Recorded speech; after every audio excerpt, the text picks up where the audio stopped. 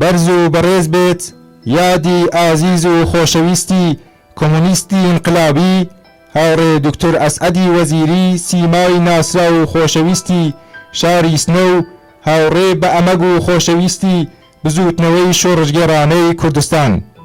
گەر بڕوانینە شۆڕشی کۆمەڵانی شۆڕژگێڕی کوردستان زۆر کەس لەو ئینسانە سیاسی و شۆڕژگێڕانە دەبینین کە تەواوی ژیانی خۆیان خستە پێناوی وەدیهاتنی خواست و مافەکانی خەڵکی چەوساوە.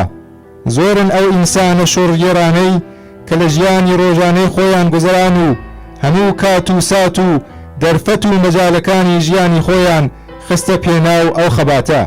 زۆرن ئەو دووکترە شۆڕژگێڕانەی کە لە گەرما و گەرمی خەباتی شۆڕژگێڕانەدا بۆ مداواکردنی خەڵکی هەژار و دەستکورت و بۆ ساڕێژکردنی برینەکانی چینی چەوساوە دەستیاندایە کار و خەباتی وشیاردەرانە و خەباتی لێبراوانەی چینایەتی. زۆرن ئەو ئینسانە شۆڕژگێڕانەی کە تەواو ئارەزووەکانی ئینسانی خۆیان خستە پێناو ڕێبازی ڕزگاری چەوساوەکان. زۆرن ئەو ئینسانانەی کە ژیانی خۆیان بەخشیە ئازادی کۆمەڵانی خەڵکی کوردستان.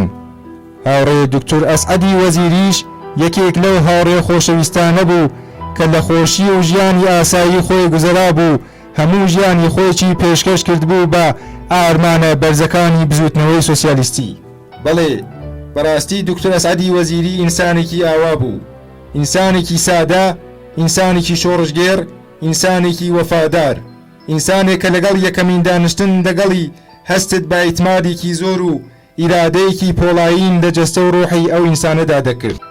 هاوڕێیەک کە بە باوەڕبەخۆیی لە سەرجەم ئەتراز و خۆپشاندانەکانە بەشداری دەکرد، چەوەکو لاوێک، چەوەکو دوکترێک، چەوەکو ئینسانێکی شۆڕژگێڕ.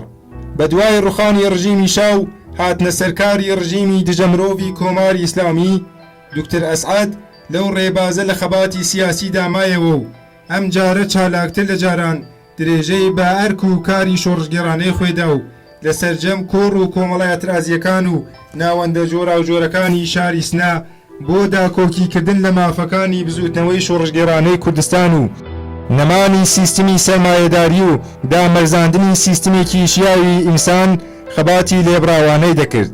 بەداخەوە هاوڕێ ئەسعەد خەباتی سیاسی و چینایەتی و ئینسان دۆستانەی خۆی تا 1 ساڵ زیاتر دوای هاتنە سەرکاری کۆماری ئیسلامی نەیتوانی درێژە پێ بدا، لەبەر ئەوەی لەگەڵ هاوڕێیانی ئینسان دۆستیان تیمێکی پزیشکیان سازدا بوو تا بۆ یارمەتی گەیاندن با خەڵکی تورکمەن سەحرا بکەونە ڕێ.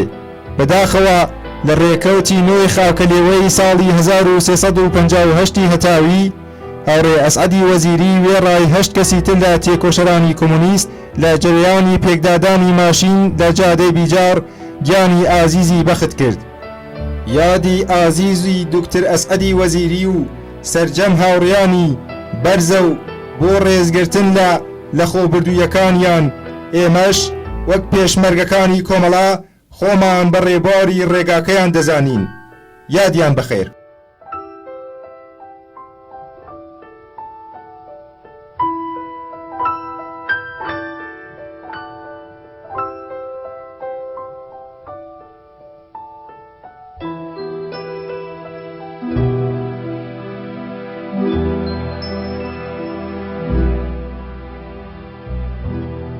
بەیادی هاوڕێ سدیقەی زەکەریایی ناسراو بە فریدا سیمای ناسراوی نێو خەڵکی شارەکانی سنە و مەریوان. هاوڕێ فریدەی زەکەریایی ساڵی 1336 لە شاری سنە لەدایک بوو. هەر لەو شارە چووە قوتابخانە و هەتا دەورانی دەبیرستان درێژەی بە خوێندندا. ئەو دنیاوەی هاوڕێ فریدە تێدا چاوی کردبووە ئەو نابرابەری و سوکایەتی کە بەسەر کۆمەڵانی بەشمێنەتدا سەپا بوو، ئەو بێمافیەی کە ژنانی کردبوو بە کۆیلە و لە سووچی ماڵ لە سەرەتایەتی مافەکانیان بێبەشیانی کردبوو، ئەو ژیانە تاڵ و ناخۆشەی کە بەرۆکی بە خەڵکی زەحمەتکێش گرتبوو، هەموو ئەمانە لەسەر زەین و بیری هاوڕێ فریدە کاریگەریان هەبوو. هاوڕێ فریدە سەر بە خانەوادەیەکی سیاسی بوو. هاوڕێ فریدە هەر لە دەورانی شاو لە قوتابخانە دەستی کرد بە تێکۆشانی سیاسی و خەباتی سیاسی خۆی وەک هەڵسوڕاوێکی دڵسۆز و سەمیمی درێژە بە هەڵسوڕانی خۆیدا و لە هەر کارێک کە تەشکیلات پێدەسپارد درێغی نەدەکرد و لەو پەڕی دڵ ئاواڵاییەوە بەڕێوەی دەبرد.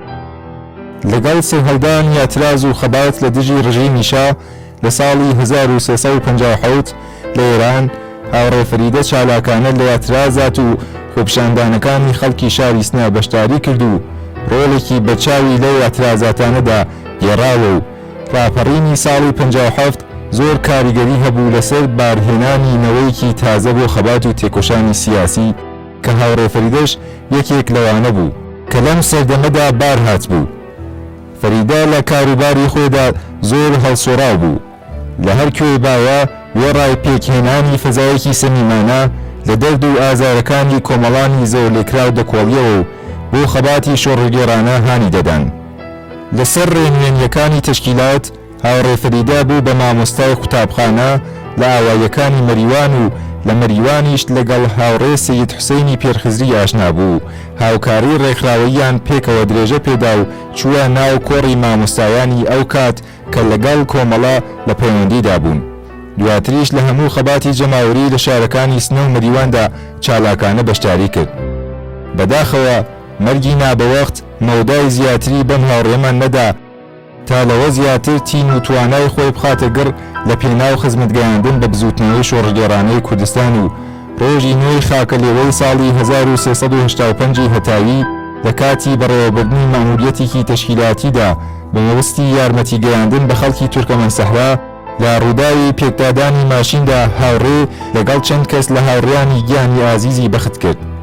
جێگای ئاماژەیە کە هاوڕێ جەمیلی براشی هەل لەم ڕووداوەدا گیانی لەدەستا و برایەکی تریان بەناوی هاوڕێ جەلیل زەکەریایی لە ساڵی 1364 هەتاوی لە شەڕی ناوخۆیی لە ئاوایی گەلێنی سەر بە ناوچەی ژاوەرۆ گیانی بەخت کرد.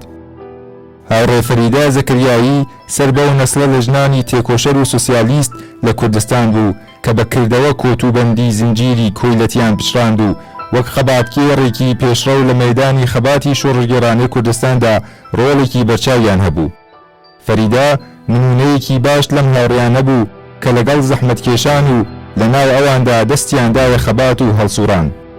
بە درێژەدان بە ڕێگای هاوڕێ فەریدەی زەکەریایی و هەموو گیانبەختکردوانی کۆمەڵا ڕێز لە یادی ئازیزیان دەگرین.